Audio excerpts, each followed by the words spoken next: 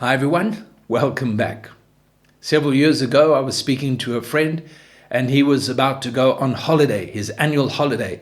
I said to him, "Where are you going?" He said, "We don't know." I said, "Well, how are you going?" He said, "We don't know that either." He said, "In the past we've always planned.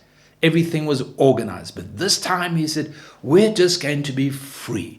We're going to take each day as it comes." I thought, well, that's going to be interesting. So when he came back from his holiday and I saw him again, I said, "How did it go?" He just said, "Peter, it was terrible. We did nothing. We went nowhere.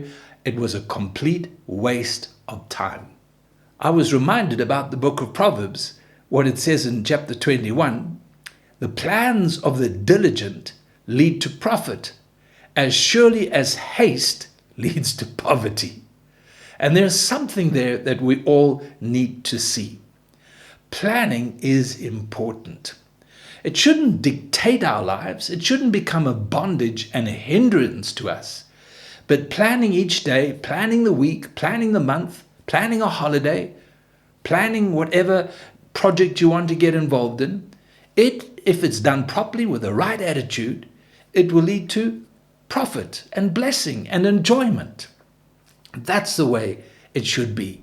Psalm 90 verse 12 says, "Teach us to number our days that we may gain a heart of wisdom."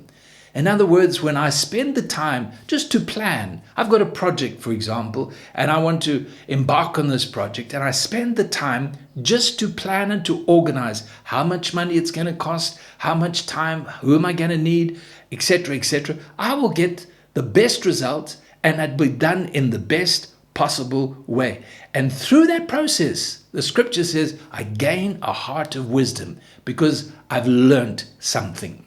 If we don't plan, we're going to be in trouble. I once heard somebody say, if you don't have a goal, you can never score.